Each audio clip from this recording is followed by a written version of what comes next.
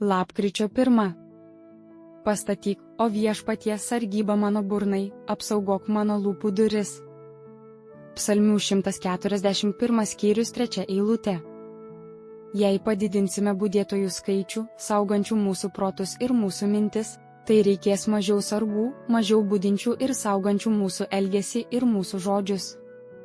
Būtent čia mes turime ypatingai budėti. Ko širdis pilna, tą ir burna kalba. Ši žinoma tiesa pirmiausiai matoma dvasiškai atgimusiuose, kurie palyginti su kitais savo elgesiu ir kalba yra labiau atviresni nei kiti.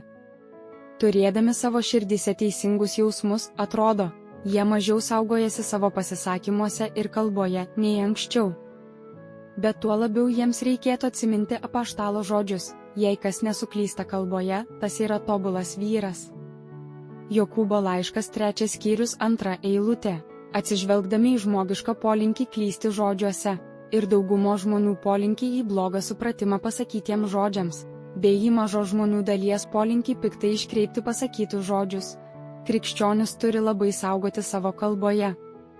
Apsileidimas šioje srityje sukėlė daug blogio, o apsisaugojimas nuo tokio elgesio ne tik kad užkirto kelią blogiui, bet ir atnešė daug gero. Pats geriausias būdas apsaugoti mūsų burną – tai mūsų protų pripildymas tiesa, o mūsų širdžių – jos dvasia. Kadangi negalime to padaryti savo jėgomis, turime melstis viešpačiui, kad pastatytų sargybą prie mūsų burnos ir saugotų mūsų lūpų duris. Tada neužgausime kito ir nenusikalsime pasakytų žodžių. Klausimai: kokius šią savaitę turėjau išbandymus susijusius su šiuo tekstu? Kas man padėjo ir kas trukdė? Kokios buvo pasekmės? Pastatyk, o viešpatie, sargybą mano burnai, apsaugok mano lūpų duris. Psalmių 141 skyrius 3 eilutė.